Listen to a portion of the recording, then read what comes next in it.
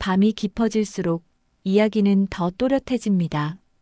촛불 하나 켜진 방 안에서 어릴 적 어머니 무릎에 누워 듣던 옛날 이야기 한 토막. 지금 바로 들려드릴게요. 어디서 듣고 계신지 댓글로 남겨주시고 함께 소통해요. 구독과 좋아요 눌러주시면 이야기를 만드는 데에 큰 힘이 됩니다. 여기는 민담살롱입니다. 조선 설화 첫 번째 이야기, 백사로 돌아온 어머니. 조선 숙종 연간이었습니다. 한양에서 멀지 않은 작은 고을에 남매 둘이 어머니와 함께 살고 있었어요. 10살 난 아들 도윤, 8살 난 딸 연화. 그리고 그 아이들의 어머니 월선은 배를 짜고 남의 빨래를 해주며 하루하루를 버텼어요.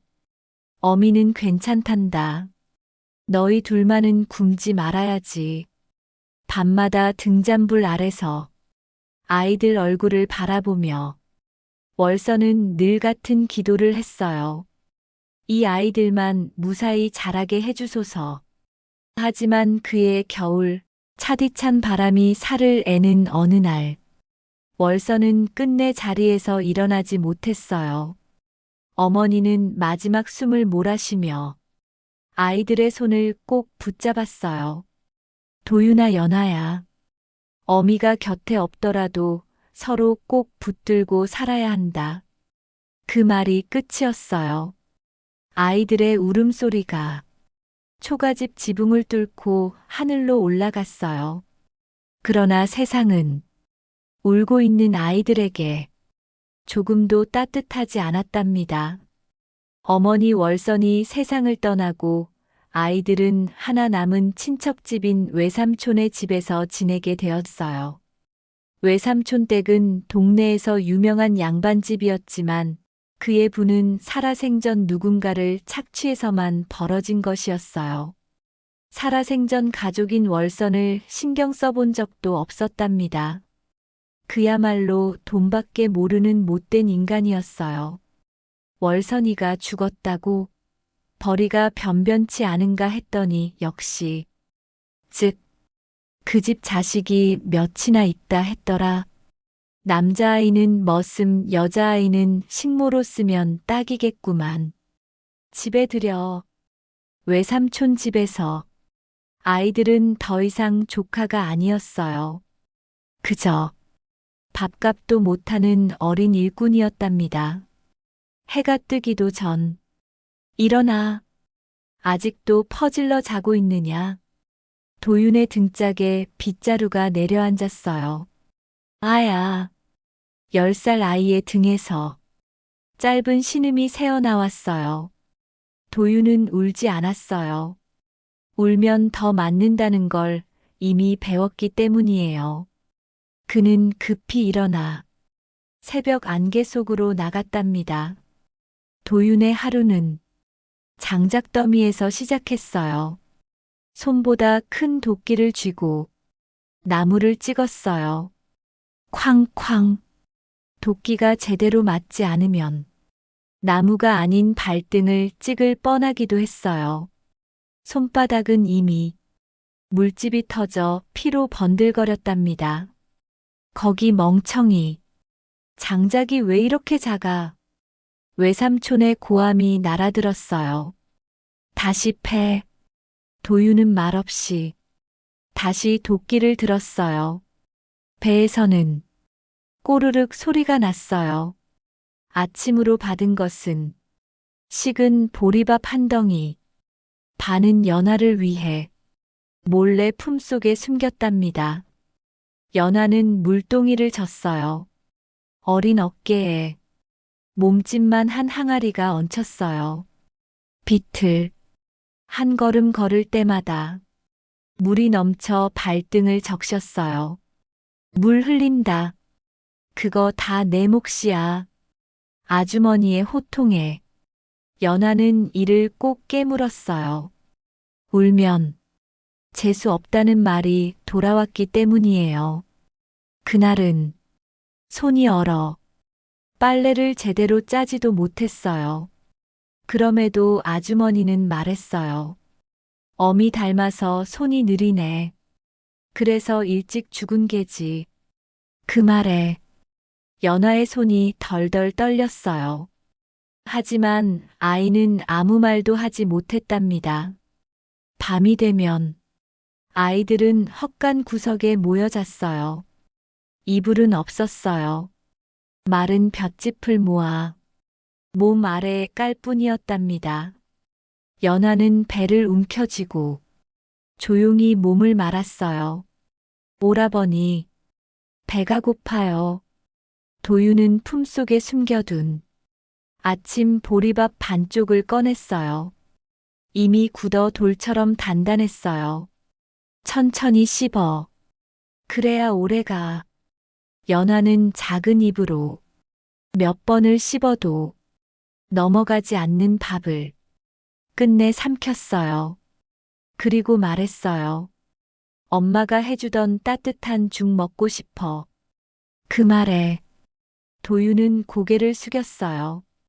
등잔불도 없는 어둠 속에서 10살 아이는 소리 없이 울었어요. 연하가 눈치챌까봐 입을 손으로 막고 어머니, 저희 너무 힘들어요. 그날 밤 아이들 곁에 차가운 바람이 스쳤어요. 그러던 순간 마이너스 장독대 아래에서 하얀 비늘이 달빛을 받아 반짝였답니다. 뒷마당 장독대 근처에서 이상한 소리가 들렸어요.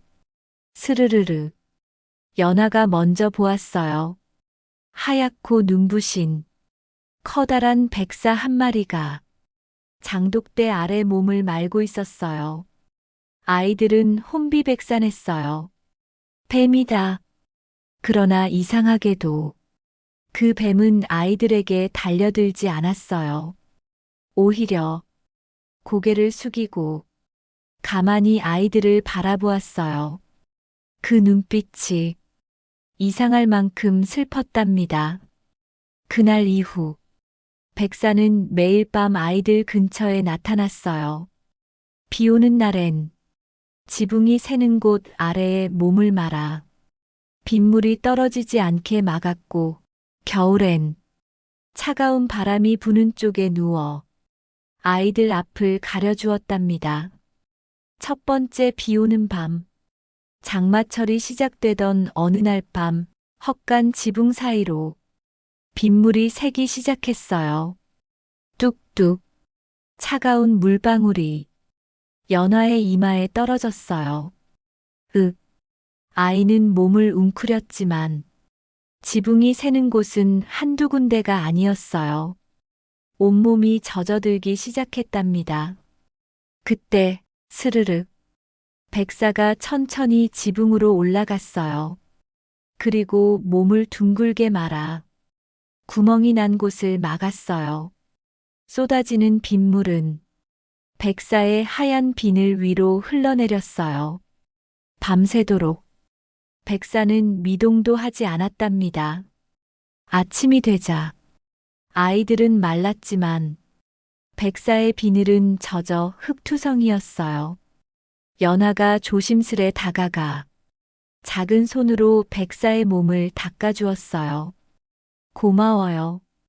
백사는 천천히 고개를 끄덕였답니다.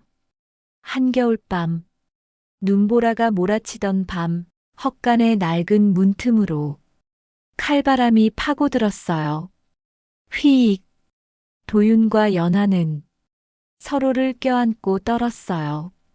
이가 덜덜 부딪히고 입술은 파랗게 질렸어요. 그때 백사가 문틈 앞에 자리를 잡았어요. 기다란 몸을 벽처럼 세우고 바람이 불어오는 쪽을 온전히 막아섰어요.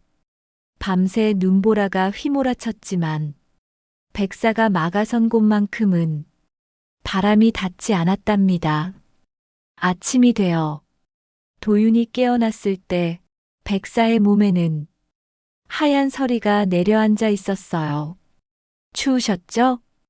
도윤이 작은 손으로 서리를 털어주자 백사는 고개를 저었어요. 마치 괜찮다고 말하는 것처럼요. 연하는 어느 날 울면서 말했어요. 오라버니, 저 뱀 꼭 엄마 같지 않아? 도윤은 고개를 저었어요. 아니야.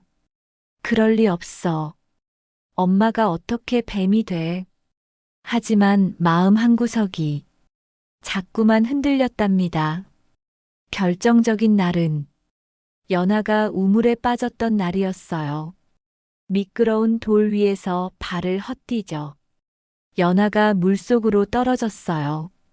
연하야. 도윤이 뛰어들기도 전에 착! 백사가 번개처럼 날아들어 연하를 꼬리로 감아 끌어올렸어요. 그리고 아이 앞에 내려놓고는 몸을 떨며 울듯이 고개를 숙였어요. 그 순간 도윤의 머릿속에 떠오른 기억. 어머니가 늘 말하던 한마디. 연하는 물가 조심해야 한다. 어미가 제일 걱정되는 게 그거다. 도윤의 무릎이 풀렸어요. 어머니, 백사는 조용히 고개를 끄덕이듯 천천히 몸을 숙였어요. 그제야 아이들은 알았어요. 홀로 남겨질 자식들이 걱정되어 어머니는 사람의 몸을 버리고서라도 돌아왔다는 것을요. 문제는 세상이었어요. 아이들이 몰래 백사와 함께 지내는 사실이 친척에게 들키면 당장 쫓겨날 게 분명했어요. 어느 날 아이들과 백사는 함께 시장에 갔어요. 백사는 광주리에 숨어 있었어요. 하지만 사람들 사이에서 갑자기 몸이 빠져나왔어요. 뱀이다. 시장은 순식간에 아수라장이 되었어요. 사람들은 소리치며 달아났고 상인들은 짐을 내던졌어요. 재수 없는 것들. 귀신 붙은 집안이로구나. 아이들은 또다시 쫓겨났답니다. 그날 밤 백사는 조용히 숲으로 떠나려 했어요. 자식들에게 짐이 되지 않으려는 마음이었어요. 하지만 연하가 울며 매달렸어요. 어머니 가지 마세요. 뱀이어도 괜찮아요. 엄마잖아요.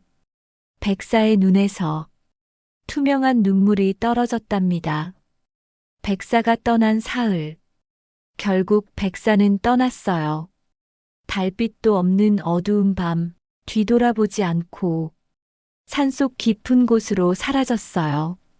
아이들은 텅 빈 헛간에 남겨졌답니다. 첫째 날 밤 비가 내렸어요. 지붕 사이로 빗물이 새어들어 연하의 머리를 적셨어요. 오라버니, 어머니가 막아주던 곳이에요. 연하는 젖은 머리카락을 쓸어 올리며 소리 없이 울었어요. 도윤은 아무 말도 하지 못했답니다. 둘째 날 밤 바람이 불었어요. 칼 같은 바람이 문틈으로 파고들어 아이들의 몸을 에웠어요. 추워요. 어머니, 어머니. 연하는 떨리는 목소리로 어머니를 불렀지만 대답은 없었어요. 도윤은 동생을 꼭 껴안았지만 어린 오빠의 품은 너무 작고 차가웠답니다. 셋째 날 밤 아이들은 헛간 구석에 웅크린 채 잠들지 못했어요. 오라버니, 우리 정말 혼자인 거예요? 연하의 목소리가 떨렸어요. 도윤은 대답하지 못했답니다. 어둠 속에서 10살 아이는 다시 한 번 소리 없이 울었어요. 멀리서 지켜보는 백사. 그 사흘 밤 백사는 숲속 언덕 위에서 헛간을 바라보고 있었어요. 비가 내릴 때 백사는 몸을 일으켜 헛간 쪽으로 가려 했어요. 하지만 곧 멈춰 섰어요. 내가 가면 아이들은 더 힘들어진다.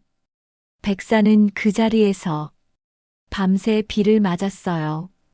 아이들이 적고 있을 것을 알면서도 다가갈 수 없었답니다. 바람이 불던 밤, 백사의 긴 몸이 바람 속에서 떨렸어요. 추위 때문이 아니었어요. 저 아이들이 얼마나 추울까. 백사는 헛간의 문틈을 응시했어요. 그곳에 가서 다시 바람을 막아주고 싶었어요. 하지만 발걸음을 떼지 못했답니다. 셋째 밤 백사는 언덕에서 몸을 둥글게 말았어요. 아이들의 울음소리가 바람을 타고 들려왔어요. 백사의 눈에서 투명한 눈물이 떨어져 땅을 적셨어요. 미안하다, 미안하다. 어미가 부족해서. 그 순간 하늘에서 한 줄기 빛이 내려왔답니다. 그날 밤 아이들 앞에 낯선 노인이 나타났어요. 흰 수염에 눈빛은 별처럼 깊었어요. 백사여, 너의 업은 크나 사랑 또한 깊구나. 그는 저승과 이승의 경계에서 아이들을 지켜보던 산신이었어요. 자식의 진심이 이리도 크니 하늘이 다시 한번 기회를 주마. 백사는 하늘로 몸을 들었어요. 천둥이 울리고 달빛이 쏟아졌어요. 눈부신 빛이 걷히자 그 자리에 사람이 서 있었어요. 낡은 옷, 익숙한 손, 그리고 아이들이 평생 잊지 못한 얼굴. 도윤아, 연아야. 아이들은 울부짖으며 달려들었어요. 어머니, 산신은 마지막 말을 남겼어요. 사람의 몸으로 다시 태어났으니 이제는 평범하게 살아가거라. 다만 이 기억은 너희 가슴 속에만 남길지니. 그렇게 백사였던 어머니는 다시 살아생전 아름답던 여인으로 돌아온 모습이었어요. 새 식구는 작은 산골로 내려가 살았어요. 가난했지만 웃음이 있었답니다. 비 오는 날이면 아이들은 말했어요. 엄마, 그때 기억나요? 엄마가 뱀이었을 때. 어머니는 조용히 미소 지었어요. 그래, 그때 어미는 세상에서 제일 강한 뱀이었지. 사람들은 말해요. 조선의 어느 산골에 유난히 뱀이 사람을 해치지 않는 마을이 있다고요. 그곳엔 한때 자식을 위해 뱀이 되기를 선택한 어머니의 사랑이 남아있기 때문이랍니다. 두 번째 이야기입니다. 조선시대 경상도 상주 땅에서 전해 내려오는 한 여인의 이야기예요. 가난한 농부의 딸이 아버지의 빚을 대신해 상단으로 팔려갔지만 지혜와 성실함으로 마침내 진짜 며느리로 인정받게 되는 감동적인 이야기랍니다. 이 이야기에는 굴욕과 인내, 그리고 마침내 찾아온 정의가 담겨 있어요. 출신이 아니라 능력으로 인정받는 한 여인의 용기를 함께 보실까요? 자, 이제 시작해 볼게요. 옛날 옛적 경상도 상주 땅에 춘애라는 22살의 아가씨가 살고 있었어요. 춘애는 작고 가냘픈 체구였지만 눈빛만은 살아있는 총명한 여인이었답니다. 춘애는 가난한 농부 김영감의 외동딸이었어요. 김영감은 평생을 땅을 일구며 살았지만 몇 년 전 흉년이 들면서 빚을 지게 되었어요. 처음에는 쌀 몇 가마니를 빌렸는데 이자가 붙고 또 붙어서 어느새 은자 50냥이라는 큰 빚이 되어버렸답니다. 가난한 농부에게 은자 50냥은 평생 벌어도 갚기 힘든 큰 돈이었어요. 어느 날 빚쟁이들이 집으로 찾아왔어요. 김영감, 오늘까지 은자 50냥을 갚지 못하면 관가로 끌고 가겠소. 빚쟁이들의 목소리는 거칠고 위협적이었답니다. 김영감은 땅바닥에 무릎을 꿇고 애원했어요. 제발 조금만 더 기다려 주시오. 다음 추수 때 꼭 갚겠소이다. 하지만 빚쟁이들은 들은 척도 하지 않았답니다. 바로 그때 상주에서 가장 큰 상단을 운영하는 박대감의 사람이 나타났어요. 제가 한 가지 제안을 드리겠습니다. 따님을 우리 박대감 댁에 며느리로 들이신다면 그 빚을 모두 탕감해 드리겠습니다. 김영감의 얼굴이 하얗게 질렸어요. 며느리라는 말은 좋게 들렸지만 실상은 빚 대신 딸을 파는 것과 다름없다는 걸 알았기 때문이에요. 그는 고개를 저으며 말했어요. 안 됩니다. 내 딸을 그런 식으로 보낼 수는 없소. 하지만 춘애가 나섰어요. 그녀는 아버지의 손을 꼭 잡으며 조용히 말했답니다. 아버지, 제가 가겠습니다. 아버지가 관가에 끌려가시는 것보다 제가 그곳에 가는 게 낫습니다. 춘애야, 안 된다. 내가 무슨. 김영감은 눈물을 흘리며 딸을 말렸어요. 아버지, 저는 괜찮아요. 글도 읽을 줄 알고 셈도 할 줄 압니다. 어디 가서든 살아갈 수 있어요. 부디 건강하세요. 춘애의 눈빛은 단호했어요. 아버지를 구하기 위해서라면 무엇이든 할 수 있다는 결심이 담겨 있었답니다. 며칠 후 춘애가 떠나는 날이 왔어요. 초라한 가마가 그녀를 기다리고 있었답니다. 김영감은 딸의 손을 놓지 못했어요.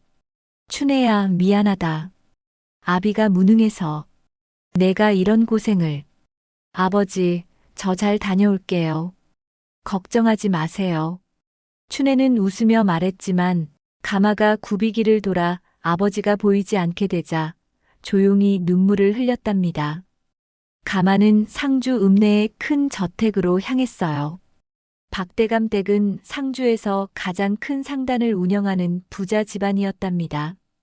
인삼, 소금, 무명, 비단을 거래하며 전국적으로 이름이 알려진 곳이었어요. 춘애가 대문을 들어서자 큰 기와집이 눈앞에 펼쳐졌어요. 마당은 넓었고 방도 많았답니다. 하지만 춘애를 맞이한 건 따뜻한 환대가 아니었어요. 유씨 부인이 나타났어요. 그녀는 박대감의 어머니로 집안의 실권자였답니다.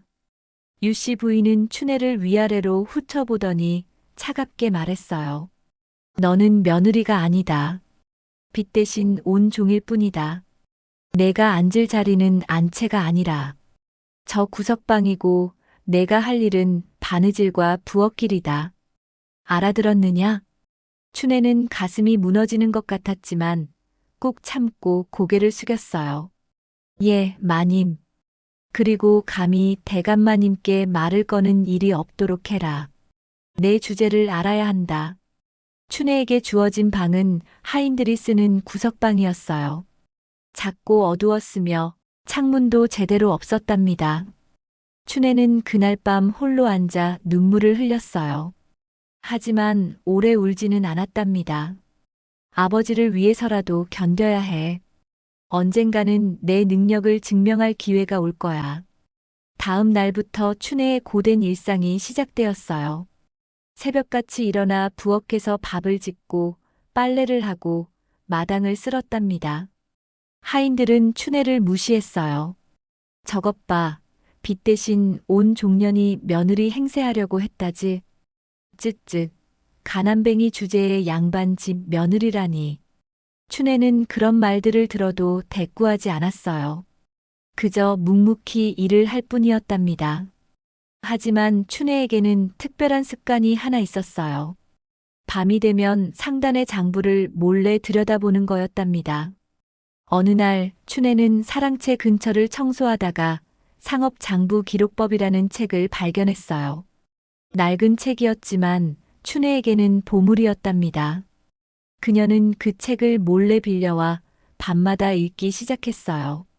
춘애는 어릴 적부터 아버지에게 글을 배웠고 시장에서 물건을 팔 때 세마는 법도 익혔답니다. 그래서 장부 보는 법을 금방 이해할 수 있었어요. 춘애는 숫자들 사이의 규칙을 찾아내는 게 재미있었답니다. 그렇게 석 달이 지났어요. 어느 날 상단에 큰 문제가 생겼답니다. 3년치 장부를 정리하던 중 은자 200냥이 맞지 않는 거예요. 입금된 돈과 나간 돈을 아무리 계산해도 200냥이 부족했답니다. 박대감은 크게 화를 냈어요. 이게 어찌 된 일이냐? 상단의 신용이 무너지면 우리는 끝이다. 당장 원인을 찾아라.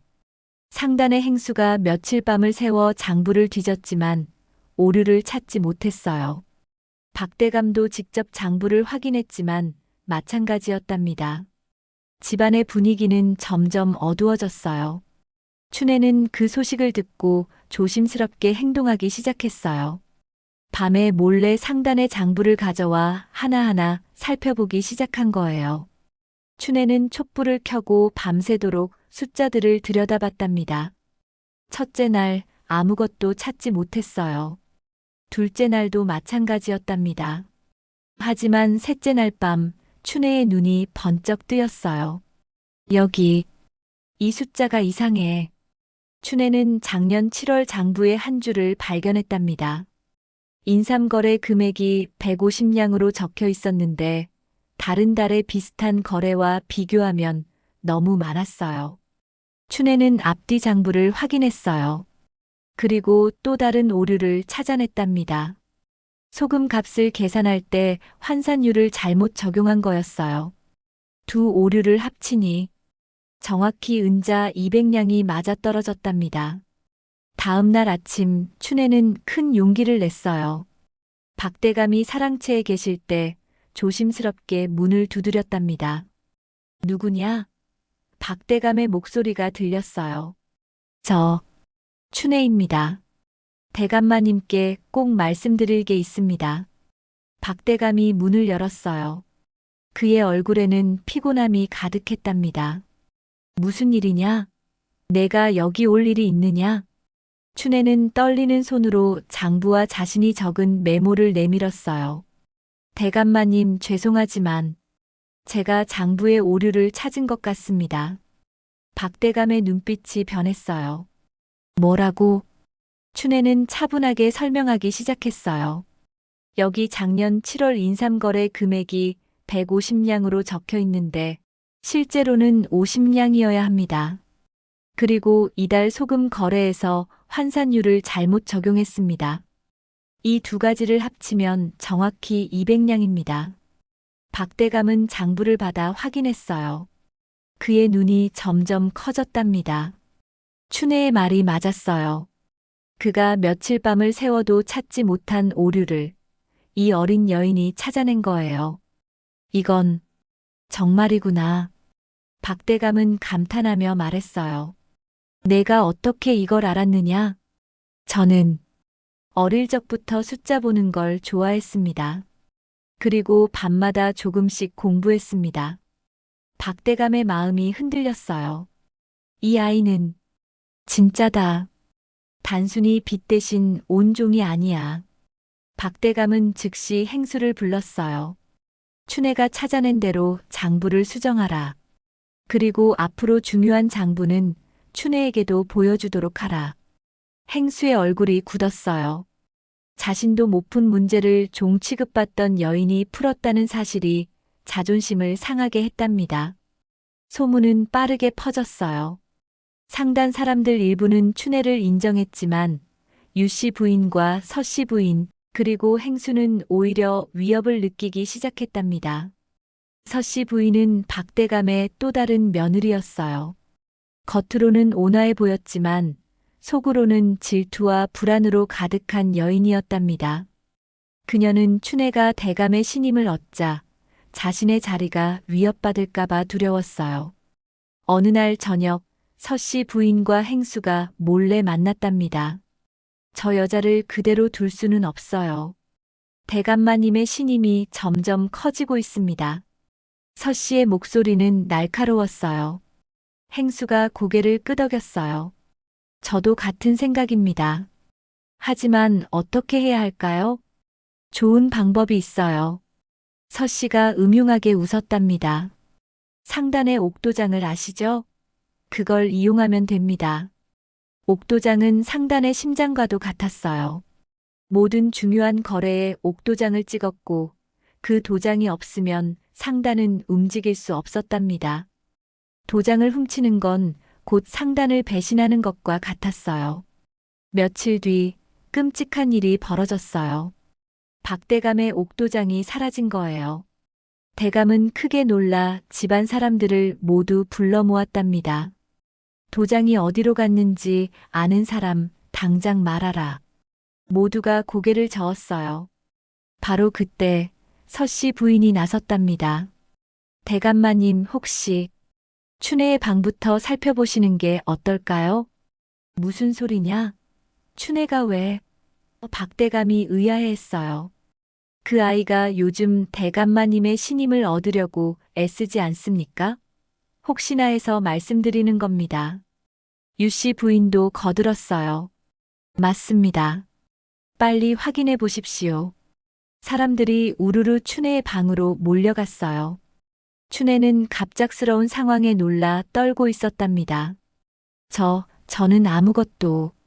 서씨 부인이 춘혜의 이불을 들추었어요. 그리고 소리쳤답니다. 여기 있습니다. 이불 밑에. 옥도장이 춘혜의 이불 밑에서 나왔어요. 모두가 경악했답니다. 이게 어찌된 일이냐? 유씨 부인이 소리쳤어요. 증거가 나왔는데도 변명할 셈이냐? 춘혜는 얼굴이 하얗게 질렸어요. 저는 정말 모릅니다. 저는 도장을 훔치지 않았습니다. 하지만 아무도 믿지 않았어요. 박대감조차 실망한 표정을 지었답니다. 춘혜, 내가 설마.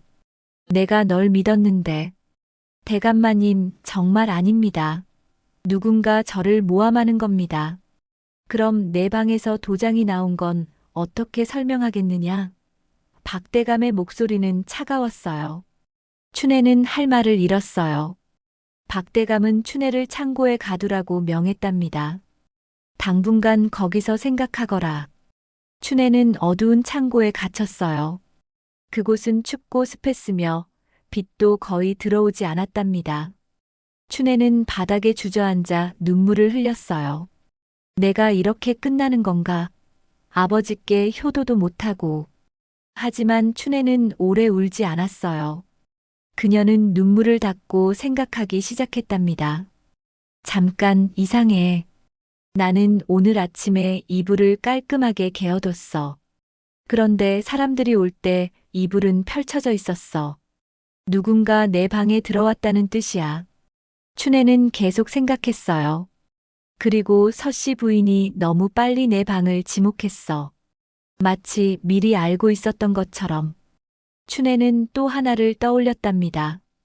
며칠 전 내 방 근처에서 서씨의 시녀 원리를 봤어. 그때는 이상하게 생각하지 않았는데. 춘혜는 진실을 향해 한 걸음씩 다가가고 있었어요. 진실은 숫자처럼 숨지 않아. 반드시 증명할 수 있어. 이틀 뒤 춘혜는 박대감을 만나게 해달라고 요청했어요. 박대감은 처음에는 거절했지만 춘혜의 간절함에 결국 창고로 왔답니다. 대감마님, 저는 정말 도장을 훔치지 않았습니다. 하지만 증명할 방법이 있습니다. 무슨 소리냐? 춘혜는 차분하게 설명했어요. 제가 만약 도장을 훔쳤다면 제 방에 숨길 리가 없습니다. 그건 너무 뻔한 장소예요. 그리고 이불의 상태가 증거입니다. 이불? 저는 아침마다 이불을 깔끔하게 개어둡니다. 하지만 사람들이 왔을 때 이불은 펼쳐져 있었어요. 누군가 제 방에 몰래 들어와 도장을 숨긴 겁니다. 박대감의 눈빛이 변했어요. 계속해봐라. 서씨 부인이 너무 빨리 제 방을 지목했습니다. 그리고 며칠 전 서씨의 시녀 원리가 제 방 근처에 있는 걸 봤습니다. 원리를 불러 물어보시면 진실을 알 수 있을 겁니다. 박대감은 즉시 원리를 불렀어요. 원리는 떨리는 목소리로 나타났답니다. 원리, 내가 춘혜 방에 간 적이 있느냐? 박대감의 목소리는 위험이 있었어요. 원리는 고개를 저었어요. 아닙니다. 거짓말하지 마라.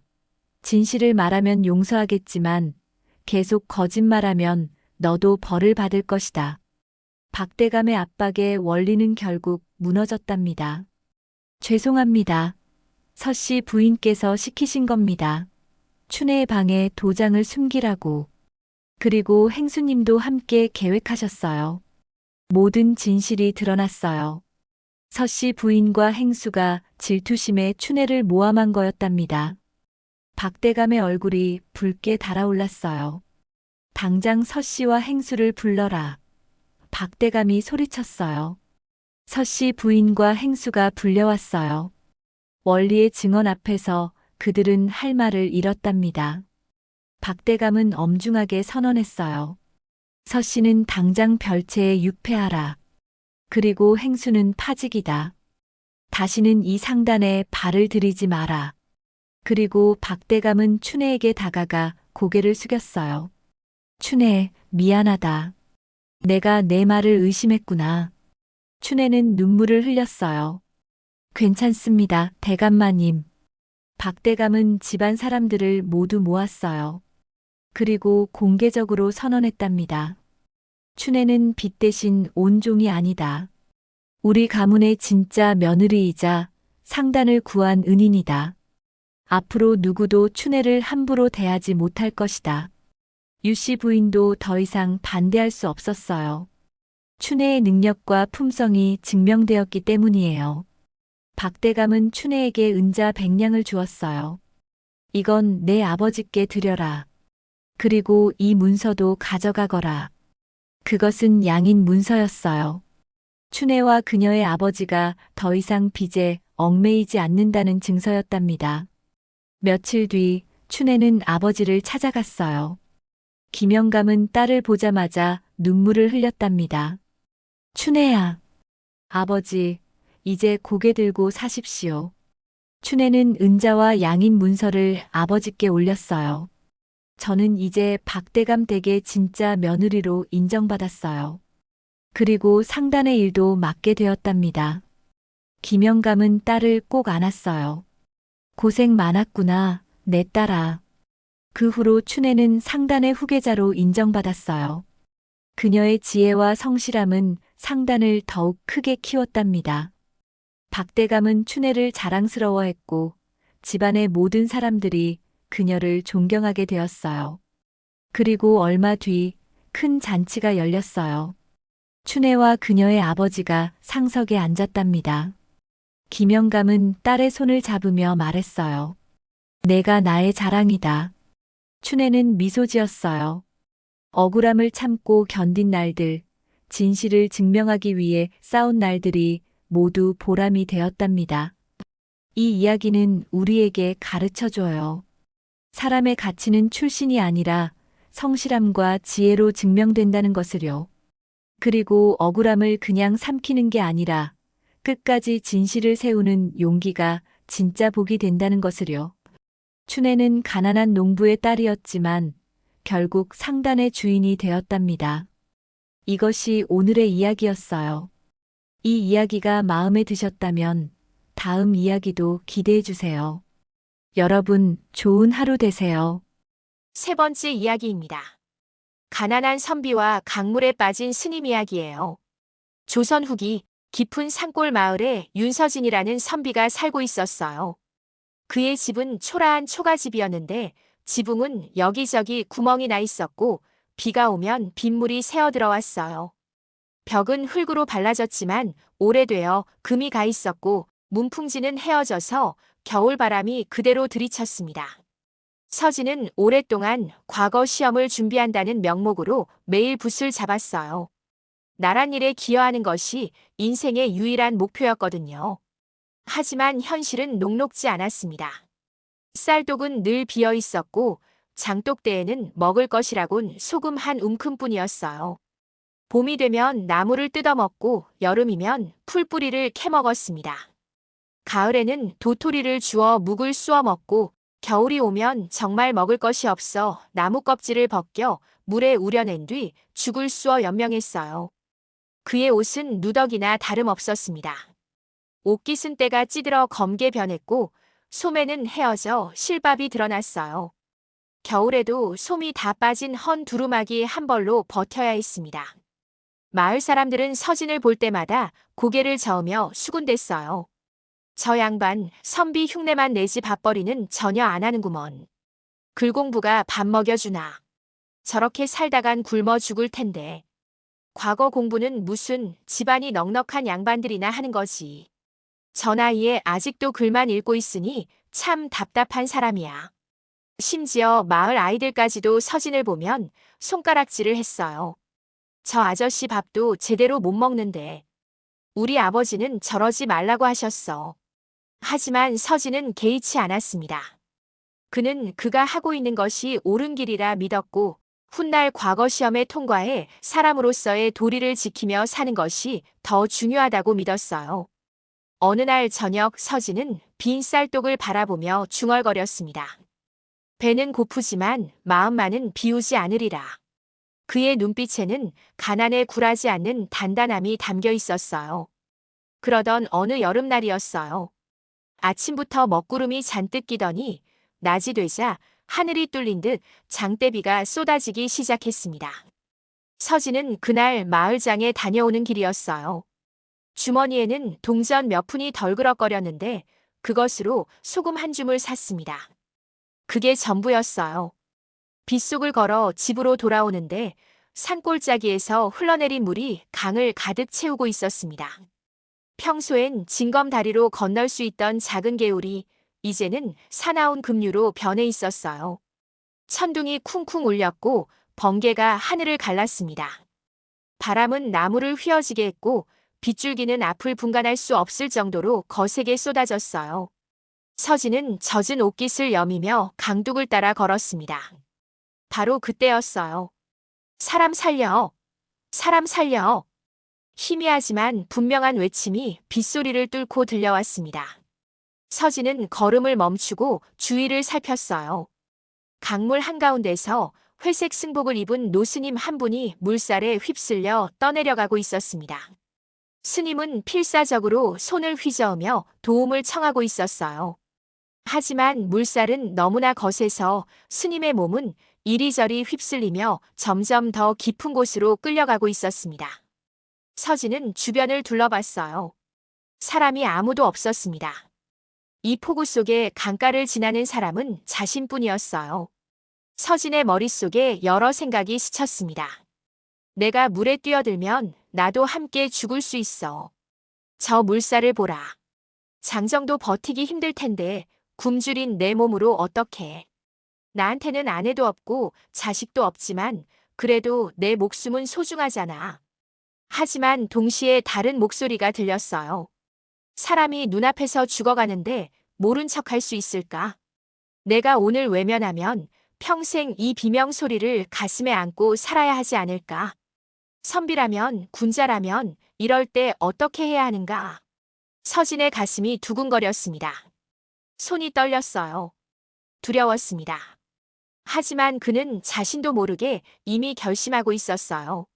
후.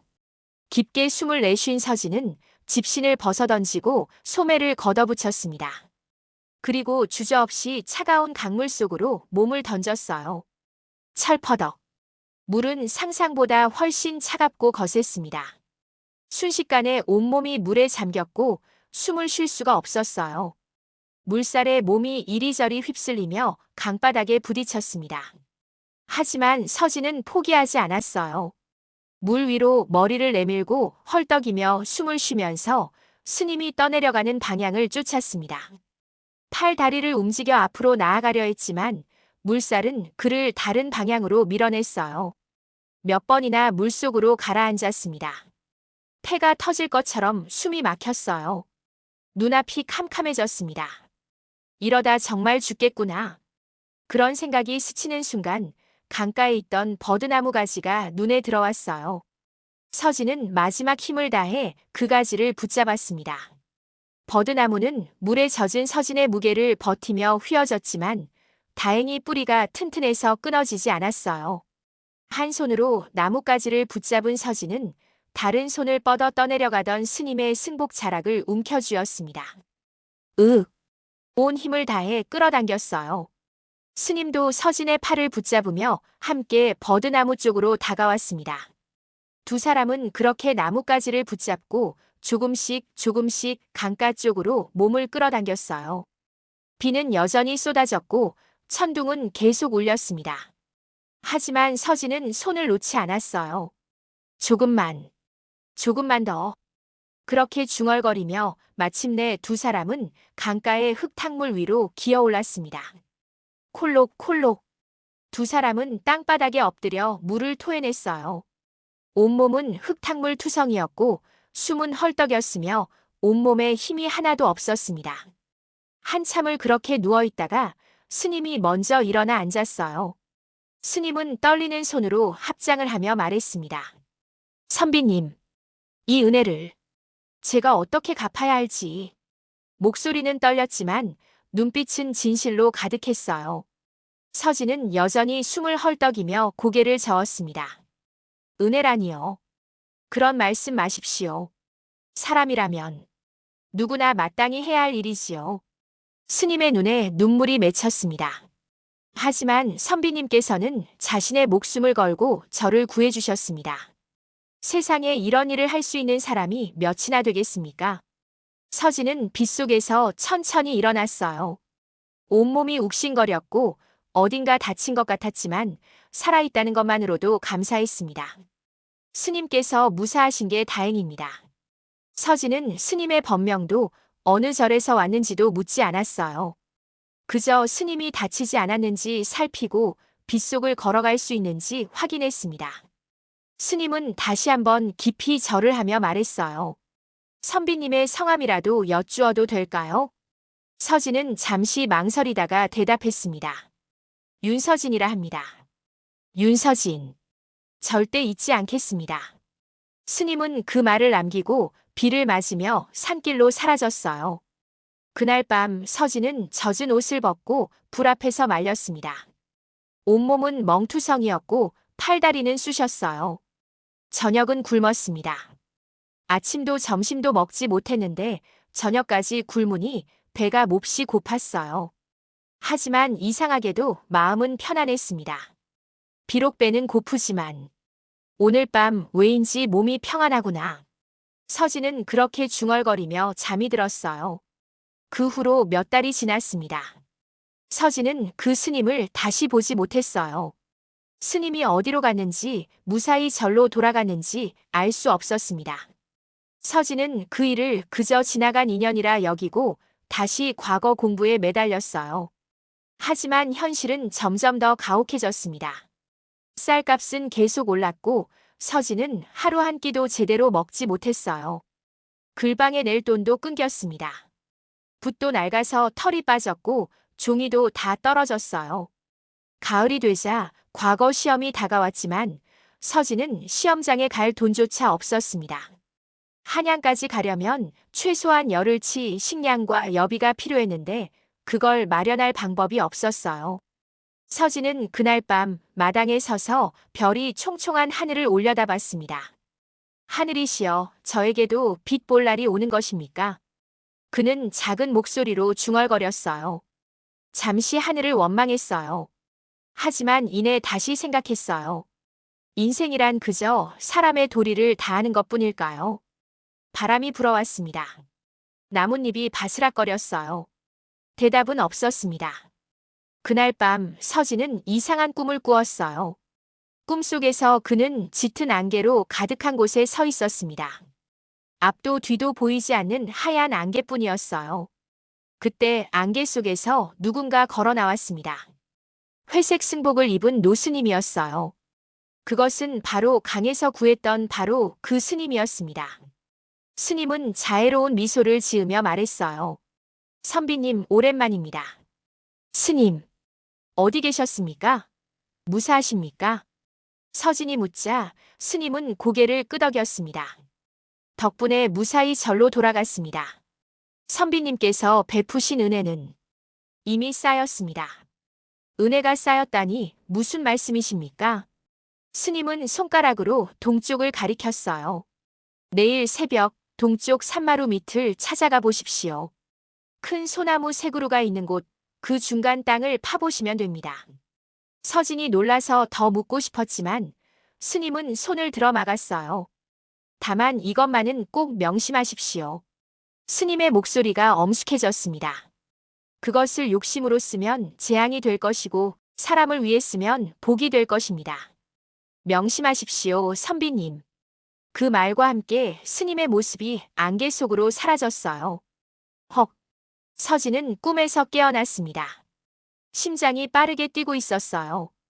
온몸에 식은땀이 흘렀습니다. 꿈이었나? 아니면 창밖을 보니 동쪽 하늘이 희끄무레해지고 있었어요.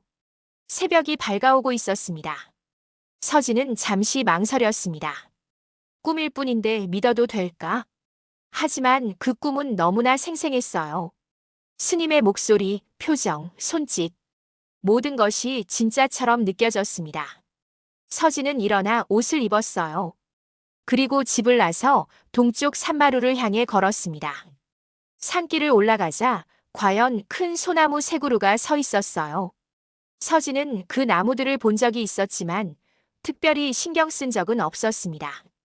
하지만 오늘은 달랐어요. 그는 새 나무의 중간쯤 되는 땅을 살폈습니다. 흙을 파기 위해 주변에서 나뭇가지를 주워 땅을 긁기 시작했어요. 처음엔 아무것도 나오지 않았습니다. 역시 꿈일 뿐이었나. 하지만 계속 파내려가자 손에 뭔가 딱딱한 것이 닿았어요. 이건... 서진은 조심스럽게 흙을 걷어냈습니다. 그곳에는 오래된 나무함이 묻혀 있었어요. 나무함은 낡았지만 튼튼하게 만들어져 있었고 자물쇠는 이미 녹슬어 부서진 상태였습니다. 서진은 떨리는 손으로 함을 열었어요. 함 안에 들어있던 것은 금은 보화가 아니었습니다. 대신 여러 장의 문서가 들어있었어요. 서진은 문서들을 조심스럽게 꺼내 살펴봤습니다. 첫 번째 문서에는 관청의 인장이 찍혀 있었어요. 두 번째 문서는 상단의 장부였고 세 번째는 토지 문서였습니다. 서진이 자세히 읽어보니 이것은 오래전 한 거상의 재산 목록이었어요. 그 거상은 억울한 누명을 쓰고 몰락했고 재산은 모두 빼앗겼다고 적혀 있었습니다. 하지만 이 문서들은 그 거상이 결백하다는 증거였고 빼앗긴 재산을 되찾을 수 있는 증빙 서류였어요. 이런 중요한 문서가 왜 여기 묻혀 있었을까? 서진은 깊은 생각에 잠겼습니다. 서진은 문서들을 들고 집으로 돌아왔어요. 방 안에서 다시 한번 자세히 살펴봤습니다. 이 문서들을 이용하면 큰 돈을 벌 수도 있었어요. 하지만 서진의 머릿속에는 스님의 말이 맴돌았습니다. 욕심으로 쓰면 재앙이 되고 사람을 위해 쓰면 복이 될 것입니다. 서진은 고민하지 않았어요. 그는 이미 알고 있었습니다. 무엇이 옳은 일인지. 다음 날 서진은 문서들을 들고 관청으로 향했습니다. 관청의 관리는 처음엔 서진의 말을 믿지 않았어요. 이게 무슨 헛소리요? 오래전 일을 지금 와서. 하지만 문서들을 직접 확인하자 관리의 얼굴이 굳어졌습니다. 이건 진짜 관인이요. 그리고 이 장부. 당시 기록과 일치하는군. 관청에서는 즉시 조사에 착수했어요. 며칠간의 조사 끝에 그 문서들이 진짜라는 것이 밝혀졌습니다. 오래전 억울한 누명을 쓰고 몰락했던 거상의 후손들이 찾아왔어요. 그들은 서진 앞에 무릎을 꿇고 눈물을 흘렸습니다. 선비님이 아니셨다면 저희 가문은 영영 역적의 후손으로 남았을 것입니다. 이 은혜를 어떻게 갚아야 할지. 거상의 후손들은 서진에게 엄청난 보답을 했어요. 먼저 당장 필요한 생계비를 지원해 주었습니다. 그리고 과거 공부에 필요한 모든 것을 제공했어요. 책, 종이, 분먹, 그리고 한양까지의 여비까지. 선비님께서 정직하게 행동해 주신 덕분에 저희가 살았습니다. 이것은 은혜의 만분의 1도 안 됩니다. 서진은 처음엔 거절하려 했어요. 하지만 그들의 간절함을 보고 결국 받아들였습니다. 그해 가을 서진은 드디어 과거 시험을 보러 한양으로 갈 수 있었어요. 그리고 놀랍게도 그는 과거에 급제했습니다. 과거 급제 후 몇 달이 지났어요. 서진은 이제 관직을 받아 작은 고을의 수령이 되었습니다. 어느 날 서진은 근처 절을 찾았어요. 백성들의 안녕을 기원하기 위해서였습니다. 법당에서 불공을 들이고 나오는데 익숙한 목소리가 들렸습니다. 선비님, 아니, 이제는 날이라고 불러야겠군요. 돌아보니 그 노스님이 서 있었어요. 강에서 구했던, 꿈에서 만났던 바로 그 스님이었습니다. 스님. 서진은 달려가 절을 했어요. 그동안 어디 계셨습니까? 찾아뵙고 싶었습니다. 스님은 자애로운 미소를 지었습니다. 이 절에 머물고 있었지요. 두 사람은 조용한 곳에 앉았어요. 스님이 먼저 입을 열었습니다. 선비님, 물에 빠진 것은 저였지만 사실 시험을 받은 것은 선비님이었습니다. 서진은 의아한 표정을 지었어요. 시험이라니요? 그날 선비님은 자신의 목숨을 걸고 남을 구했습니다. 그리고 나무함을 발견했을 때도 욕심을 부리지 않고 정직하게 행동했지요. 그것이 진정한 선비의 마음입니다. 서진은 고개를 숙였습니다. 저는 그저 사람의 도리를 따랐을 뿐입니다. 스님은 고개를 끄덕였어요. 그렇습니다. 그래서 복이 된 것입니다. 욕심이 아닌 도리로 행동했기에 하늘이 감응한 것이지요. 그날 저녁 서진은 자신의 방에 앉아 생각에 잠겼어요. 가난했던 날들, 굶주렸던 밤들, 그리고 폭우 속에서 내린 선택. 모든 것이 주마등처럼 스쳐 지나갔습니다.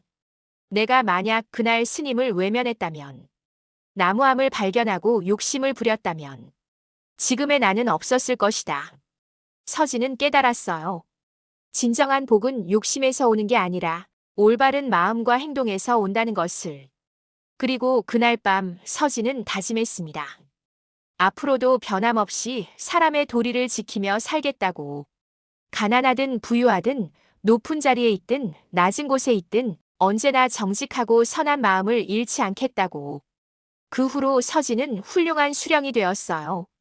백성들을 아끼고 약한 사람을 돕고 억울한 일을 바로잡았습니다. 마을 사람들은 이제 그를 존경했어요. 우리 나리는 정말 어진 분이야. 가난할 때도 부유할 때도 마음이 변하지 않으시네. 그리고 서진은 자신처럼 가난하지만 재능 있는 젊은이들을 도왔어요. 과거 공부를 할 수 있도록 지원하고 책을 나눠주고 길을 열어주었습니다.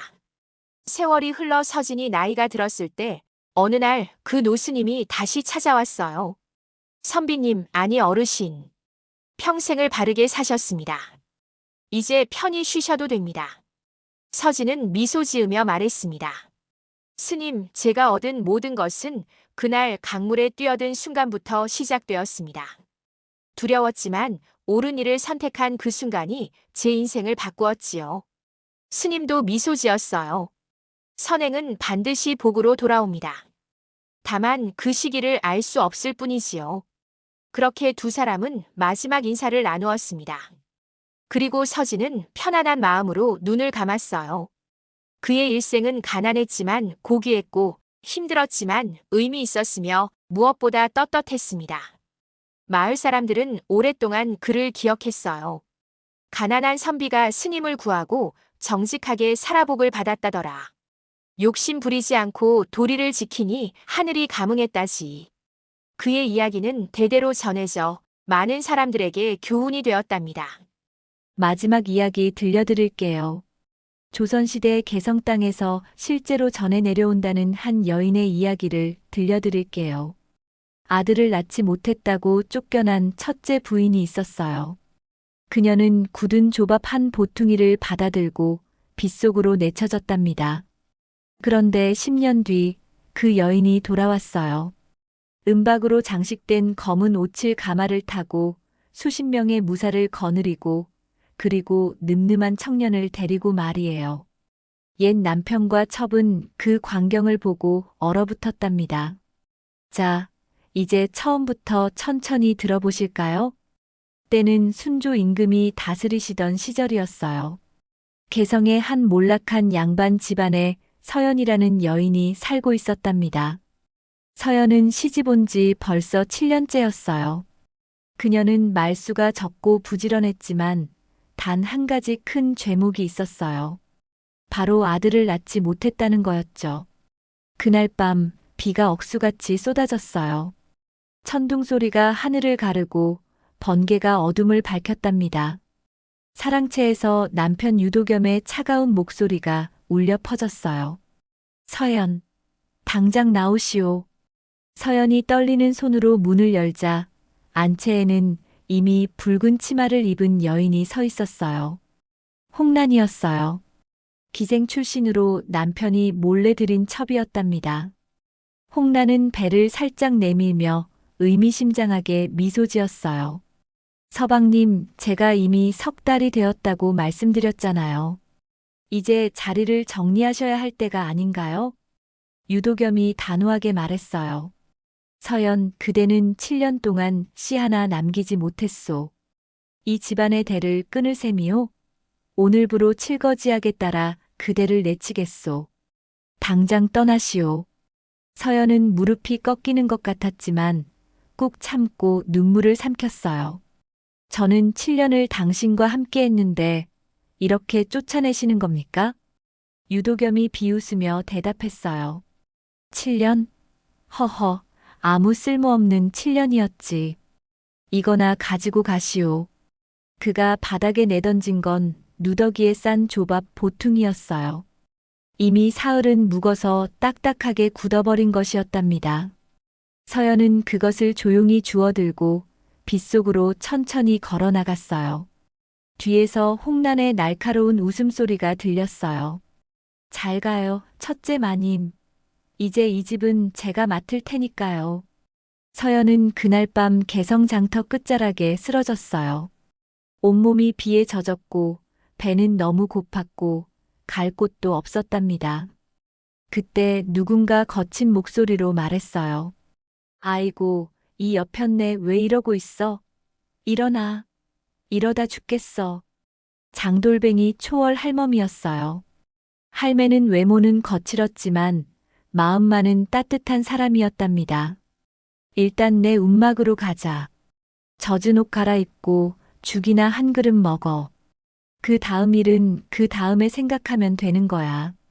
초월 할멈의 도움으로 서연은 겨우 목숨을 건졌어요. 그리고 다음 날부터 서연은 장터에서 작은 행상을 시작했답니다. 인삼을 팔고 소금을 팔고 무명을 팔았어요. 밤에는 바느질로 돈을 벌었답니다. 서연은 한 푼 한 푼 모았어요. 1년이 지나자 작은 점포를 낼 수 있었어요. 3년이 지나자 개성 상인들 사이에서 서행수라는 이름이 조금씩 알려지기 시작했답니다. 서연은 말수가 적었지만 한 번 한 약속은 반드시 지켰어요. 물건을 보는 눈도 정확했고 사람을 대하는 태도도 정직했답니다. 서행수, 이번 인삼 물량 정말 좋소. 한양까지 가져가도 되겠어요. 그 여자 보통이 아니야. 물건 보는 눈도 그렇고 사람 보는 눈도 정확해. 신용이 쌓이자 거래처가 점점 늘어났어요. 5년이 지나자 서연은 만리상단이라는 큰 상단을 이끌게 되었답니다. 인삼과 소금, 비단을 함께 취급하는 큰 상단이었어요. 그런데 이상한 일이 있었어요. 서연의 곁에는 늘 한 청년이 있었답니다. 도윤이라는 이름의 20살 청년이었어요. 얼굴은 준수했고 글씨는 뛰어났으며 검술까지 익힌 인재였답니다. 사람들이 수군거렸어요. 저 청년은 누구냐? 혹시 서행수의 아들이 아닐까? 하지만 서연은 조용히 웃으며 말했어요. 도윤이는 제가 기르는 조카랍니다. 그렇지만 사람들은 알아차렸어요. 그 청년의 눈매가, 걸음걸이가 누군가를 너무나 닮아 있다는 것을요. 그리고 그의 가을, 놀라운 일이 일어났어요. 도윤이 과거 시험에 합격한 거예요. 그것도 장원급제였답니다. 소식은 삽시간에 퍼져나갔어요. 만리상단의 청년이 장원을 했대. 서행수가 키운 아이가 급제했다더라.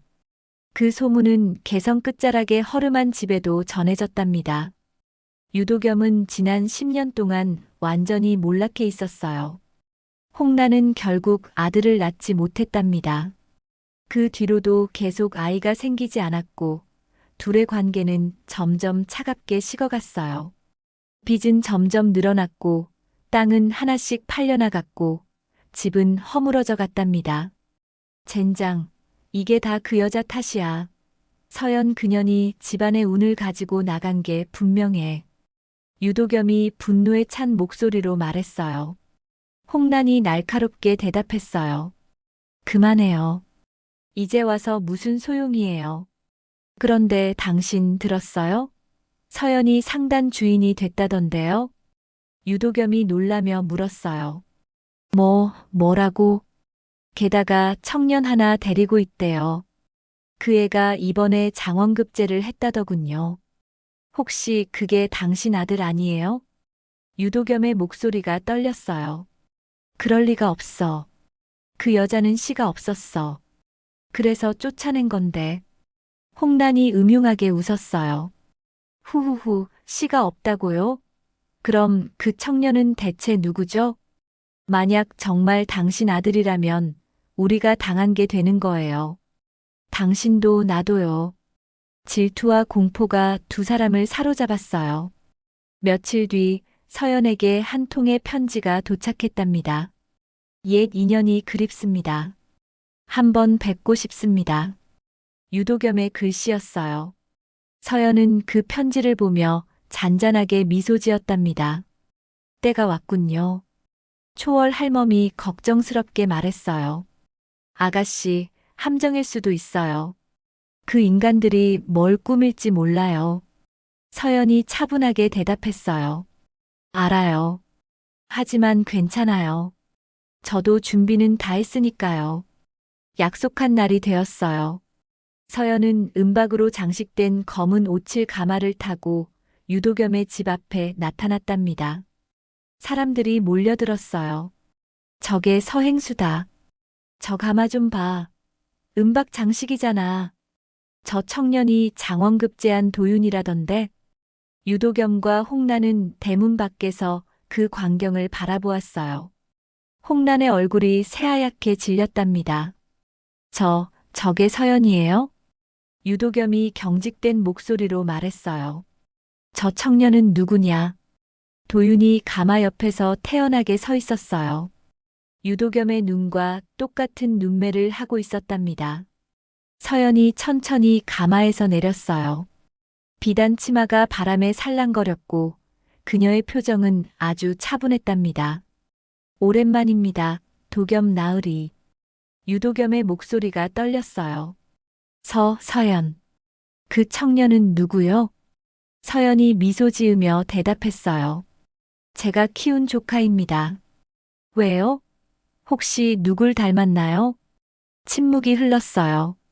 그때 홍란이 갑자기 소리쳤어요. 거짓말. 당신 아이 가진 적 없잖아. 도대체 어디서 데려온 거야? 바로 그때였어요. 뒤에서 말발굽 소리가 들렸고 관복을 입은 관리들이 다가왔답니다. 서연 씨, 고발장이 들어왔습니다. 당신이 전 남편의 핏줄을 훔쳐 키웠다는 내용입니다. 사또께서 조사하라 하셨으니 잠시 관하로 동행하십시오. 서연은 전혀 놀라지 않았어요. 이미 예상한 일이었답니다. 알겠습니다. 가죠. 도윤이 다급하게 말했어요. 어머니. 서연이 도윤을 제지하며 말했어요. 괜찮다, 도윤아. 내가 할 일을 해라. 서연은 관아에 끌려갔어요. 사또는 유도겸과 홍란의 편을 들었답니다. 뇌물이 오간 게 분명했어요. 서연, 내가 10년 전 쫓겨나면서 몰래 아이를 낳아 숨겼다는 증언이 있다. 그 청년이 유도겸의 아들이라면 그건 핏줄을 훔친 중죄다. 서연이 조용히 물었어요. 증거가 있습니까? 사또가 비웃으며 대답했어요. 증인이 있다. 불러라. 한 노파가 들어왔어요. 유도겸이 돈을 주고 매수한 거짓 증인이었답니다. 제가 10년 전 그날 밤 봤습니다. 서연이 배가 불렀던 걸요. 분명 아이를 가진 몸이었어요. 사또가 큰 소리로 말했어요. 보았느냐? 내 죄가 명백하다. 서연이 차분하게 말했어요. 그렇다면 묻겠습니다. 제가 아이를 가진 몸이었다면 왜 제 전 남편은 저를 쫓아냈을까요? 침묵이 흘렀어요. 서연이 목소리에 힘을 실으며 계속했어요. 답은 간단합니다. 제가 아이를 가질 수 없도록 누군가 조작했기 때문입니다. 사또가 당황하며 소리쳤어요. 무슨 소리냐? 서연이 말했어요. 10년 전 제 방에는 매달 이상한 향이 피워졌어요. 그리고 음식에는 알 수 없는 가루가 섞여 있었답니다. 그건 수태를 막는 약재였어요. 홍란의 얼굴이 새하얗게 질렸어요.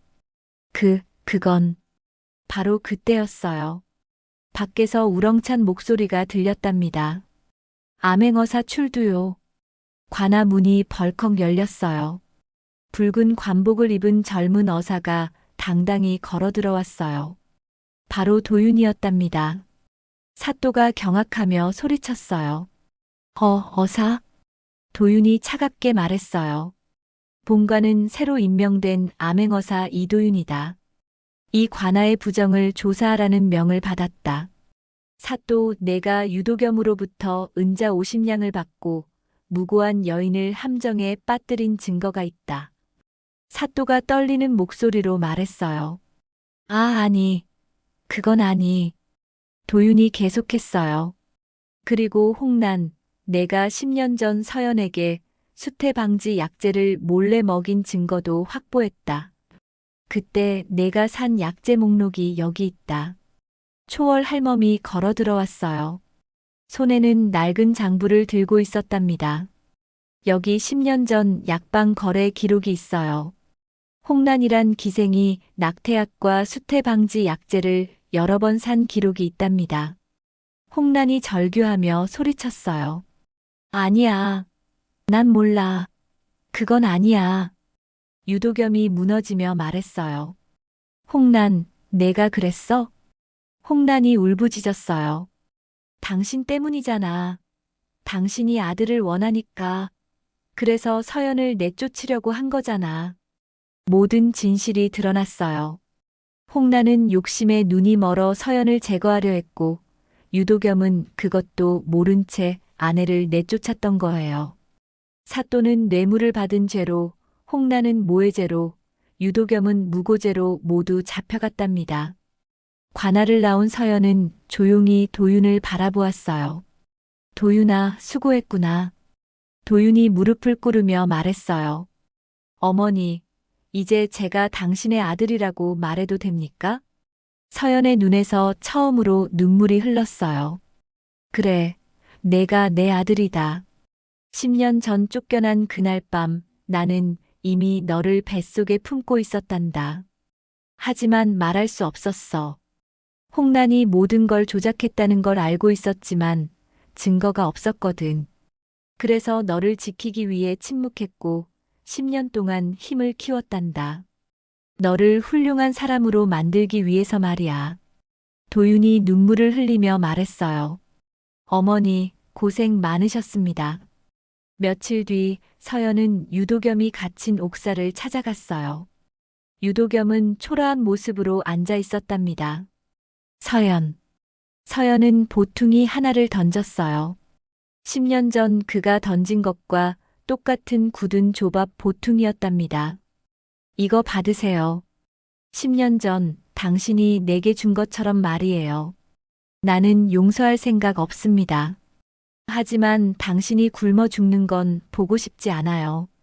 그러니 이거나 먹고 살아남으세요. 그게 당신이 받을 벌입니다. 서연은 돌아섰어요. 뒤돌아보지 않았답니다. 그녀는 다시 은박 가마에 올랐고 도윤과 함께 개성 땅을 떠났어요. 그 뒤로 서연은 더 큰 상단을 읽었고 도윤은 청백리로 이름을 남겼다고 해요. 억울함은 반드시 밝혀지고 인과응보는 반드시 찾아온답니다. 조밥 한 보퉁이로 쫓겨난 여인은 은박 가마를 타고 돌아왔어요. 여기까지가 오늘의 이야기였답니다. 이 이야기가 마음에 드셨다면 구독과 좋아요 눌러주시고 다음 이야기도 기대해주세요. 시청해주신 여러분 감사합니다. 좋은 밤, 좋은 하루 되세요. 민담살롱이었습니다.